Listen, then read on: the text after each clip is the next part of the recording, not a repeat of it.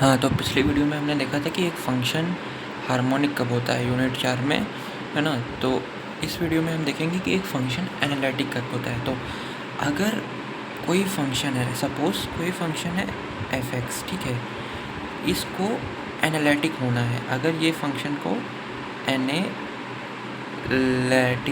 क्या होती है यार स्पेलिंग, हाँ, एनालिटिक, अगर इस फ़ंक्शन को एनालिटिक होना है, ठीक है? एट पॉइंट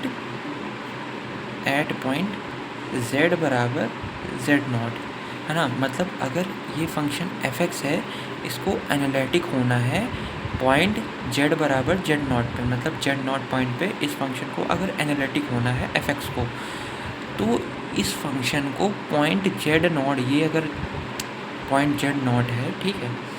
ये अगर पॉइंट z0 है, ये अगर फंक्शन fz है, अगर इस फंक्शन fz को एनालिटिक होना है z बराबर z0 पे, ठीक है? तो इसको पॉइंट z0 पे तो डिफरेंशिएबल होना ही चाहिए ये फंक्शन, पर उसके साथ साथ अगर z0 पॉइंट के अलोंग हम एक सर्कल बना दें बहुत छोटा सा, तो उन सारे पॉइंट पे भी ये डिफरेंशिएबल हो। मतलब अगर fz को हम एनालिटिक तब कहेंगे z0 पॉइंट पे, जब वो z0 पे तो डिफरेंशिएबल हो ही हो, पर z0 के आसपास अगर एक बहुत छोटा सा सर्कल बना दें तो उन सारे पॉइंट पे भी वो डिफरेंशिएबल हो, तब fz को हम एनालिटिक बोलेंगे, ठीक है?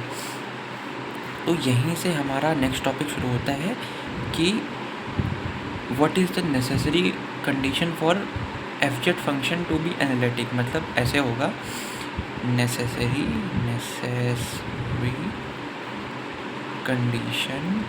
कंडीशन का short form for fz to be analytic. तो फंक्शन को एनालिटिक होने की नेसेसरी कंडीशन क्या है? अगर कोई फंक्शन एनालिटिक है, उसकी नेसेसरी कंडीशन है कि वो कॉची-रीमान इक्वेशन को सेटिस्फाई करना चाहिए, ठीक है? अब कॉची, है ना? तो नेसेसरी कंडीशन क्या है? del u upon del x बराबर del v upon del y, है ना? एक तो ये और एक del v upon del x बराबर minus del u upon del y, ठीक है? एक कंडीशन ये हो गई, एक कंडीशन ये हो गई। अगर कोई भी फंक्शन है, जैसे कि सपोज़ कोई भी फंक्शन fz है, ठीक है? fz अगर कोई फंक्शन है और वो ये दोनों कंडीशन सेटिस्फाई कर रहा है, ठीक है? ये वाली कंडीशन और ये वाली कंडीशन, मतलब fz का del u by D x बराबर आ रहा है del v by d y के, और fz का del v by D x बराबर आ रहा है minus del u upon del y के, ठीक है? तो अगर fz ये दोनों कंडीशन सेटिस्फाई कर रहा है तो वो एनालिटिक हो सकता है। ये नेसेसरी कंडीशन है। मतलब अगर कोई फंक्शन एनालिटिक होगा, ठीक है, तो वो ये कंडीशन सेटिस्फाई करेगा। पर अगर कोई फंक्शन ये कंडीशन सेटिस्फाई कर रहा है तो ज़रूरी नहीं है कि वो फंक्शन एनालिटिक हो। मतलब अगर किसी फंक्शन को एनालिटिक होना है तो उसको ये दो कंडीशन सेटिस्फाई करनी पड़ेंगी। बट अगर वो दोनों ये कंडीशन सेटिस्फाई कर रहा है, अगर ये दोनों कंडीशन, तो हम कह नहीं सकते कि वो एनालिटिक है। मतलब वो एनालिटिक हो सकता है, अभी भी हम ये सिर्फ बोल सकते हैं कि वो एनालिटिक हो सकता है, ठीक है? तो नेसेसरी कंडीशन है किसी भी फंक्शन fz को एनालिटिक कहलाने के लिए कि उसे ये दो कंडीशन सेटिस्फाई करनी चाहिए। पर अगर ये सेटिस्फाई कर रहा है तो ज़रूरी नहीं वो एनालिटिक हो। एनालिटिक के लिए क्या होना चाहिए कि वो पॉइंट z0 पे तो डिफरेंशिएबल हो ही हो, प्लस उसके आसपास के पॉइंट पे भी डिफरेंशिएबल हो। मतलब पहले तो अगर कोई फंक्शन एनालिटिक है ना, कोई फंक्शन को अगर एनालिटिक होना है तो पहले तो उसे ये दोनों कंडीशन सेटिस्फाई करनी पड़ेंगी, फिर उसे एक चीज़ डिफरेंशिएबिलिटी की कंडीशन भी सेटिस्फाई करनी पड़ेगी कि वो पॉइंट z बराबर z0 पे डिफरेंशिएबल हो, प्लस उसके आसपास के भी पॉइंट पे डिफरेंशिएबल हो, तब वो फंक्शन कहलाएगा एनालिटिक। समझ आया? तो ये जो दो चीज़ हैं, ये दो चीज़ हैं, है ना? ये जो दो चीज़ें हैं इनको हम बोलते हैं कॉची रीमान इक्वेशन, ठीक है? तो ये होती है कॉची रीमान इक्वेशन। अभी यहाँ से अगर हम देखें यहाँ से कॉची की ये कॉची-रीमान इक्वेशन होती हैं इन नॉर्मल कोऑर्डिनेट। अब Cauchy-Riemann equation polar coordinate system में भी होती हैं। देखो जैसे कि होता है Cauchy-Riemann equation in polar coordinates, ठीक है। तो ये कॉची-रीमान इक्वेशन हो गई इन नॉर्मल कोऑर्डिनेट, है ना। ये होगी Cauchy-Riemann equation in polar coordinate. तो पोलर फॉर्म में कॉची-रीमान इक्वेशन क्या होती है, del v upon del r बराबर -1 upon del u upon del theta, ठीक है। और एक होती है यहीं पे del u upon del r बराबर 1 upon r del v by del theta. तो ये हो गई Cauchy-Riemann equation in polar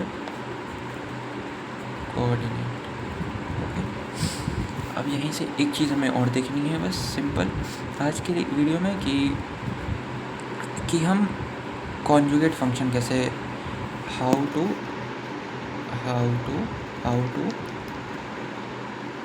construct a conjugate function, ठीक है।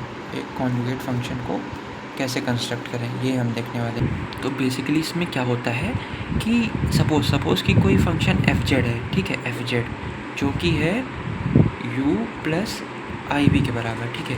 कोई फंक्शन एफ जेड है जो कि u प्लस आई वी के बराबर है, और ये जो एफ जेड है ना, ये एनालिटिक फंक्शन है, ठीक है। कोई फंक्शन है एफ जेड जो u प्लस आई वी के बराबर है, जिसकी value u plus i v है, और एफ जेड जो है वो एनालिटिक फंक्शन है। अगर ये चीज़ें हैं तो u और v ये जो होंगे ना, ये एक दूसरे के कॉन्जुगेट होंगे, ठीक है, कॉन्जुगेट। अगर फंक्शन एफ जेड है उसकी value u plus i v है और एफ जेड एनालिटिक है, तो u और v जो होंगे वो एक दूसरे के कॉन्जुगेट होंगे, ठीक है। अब हम कॉन्जुगेट अगर हमें u दिया होगा तो हम v निकाल सकते हैं, अगर हमें v दिया होगा तो हम u निकाल सकते हैं, ठीक है। अब यहाँ से हम लेट कर लें कि जो v है, वो जो v है वो फंक्शन है x और y का, v जो है वो फंक्शन है x और y का। तो देखो हमने कैसे लिखा यहाँ पे, v है वो फंक्शन है x का और y का, और ये @ सारे फंक्शन हैं x के, है ना। तो यहाँ से हम, जैसे कि हमने पिछले सेमेस्टर में पढ़ा था, हम टोटल डेरिवेटिव कैसे लिखते थे। टोटल डेरिवेटिव हम कैसे लिखते थे, dv बराबर dv, देखो ये जो v है ये 2 का फंक्शन है, 2 x और y का। तो जब एक वेरिएबल एक जो वैल्यू होती है वो 2 वेरिएबल का फंक्शन होता है, तो हम पार्शियल डिफरेंशिएशन यूज़ करते हैं। तो हम क्या यूज़ करेंगे, del v by del x into dx, क्योंकि देखो यहाँ पे जो x है वो x एक ही का फंक्शन है x का, ठीक है। अब उसी के बाद प्लस, है ना। अब देखो यहाँ पे फिर ये जो v है वो x और y दोनों का फंक्शन है, del v upon del y, है ना, इंटू dy, क्योंकि यहाँ पे देखो y जो होगा वो y का फंक्शन होगा। मतलब ऐसा है कि v जो है वो xy का फंक्शन है और xy जो है वो खुद के फंक्शन है, xy के ही। तो अगर y यहाँ पे सिंगल है तो यहाँ पे हम फिर लिख देंगे कितना, dy, ठीक है। अब देखो हमने ये लिख लिया, तो यहाँ से अब हमें पता है कॉची-रीमान इक्वेशन क्या होती है, del u by del x is equal to dv by dy, ठीक है। तो यहाँ पे देखो del v by del x की वैल्यू क्या है, minus del u by del y। तो हमने यहाँ पे देखो, यहाँ से अगर हम देखें कॉची-रीमान इक्वेशन क्या होता है, कॉची-रीमान इक्वेशन होता है del u by del x बराबर del v by del y। एक तो ये होती है एंड क्या होती है, del u by del y बराबर minus del v by del x।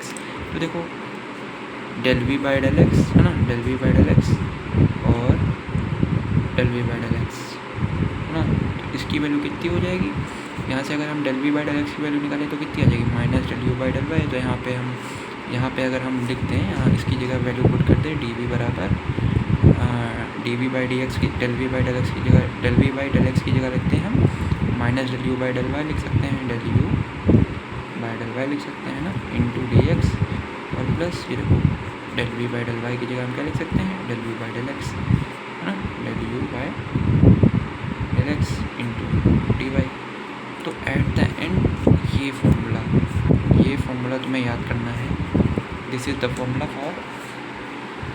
For finding conjugate of a function, ठीक है। तो ये फॉर्मूला तुम सिंपली बना सकते हो। जब तुम्हें क्वेश्चन दिया होगा तो ऐसे दिया होगा कि u जो है वो एक्स वाई का फंक्शन है, और एक्स वाई जो होंगे वो सिंपली एक्स और वाई के फंक्शन होंगे। तो तुम्हें ऐसे सिंपली देखो, यहाँ पे हम दिया है ना कि यहाँ पे डेल वी बाई, इसको कैसे लिखा, वी जो है एक्स वाई के फंक्शन है, तो हमने सिंपली डी वी निकालने के लिए हमने क्या किया, डी वी निकालने के लिए del v upon del x into D x कर दिया, क्योंकि एक्स जो है वो सिंगली एक्स का फंक्शन है, और plus del v upon del y, और डी वाई जो वाई का फंक्शन है, सिंपली डेल डी वाई कर दिया, ठीक है। तो ये ऐसे करके ये सॉल्व होगा, और बाकी का हम आगे अब नेक्स्ट वीडियो में देखेंगे।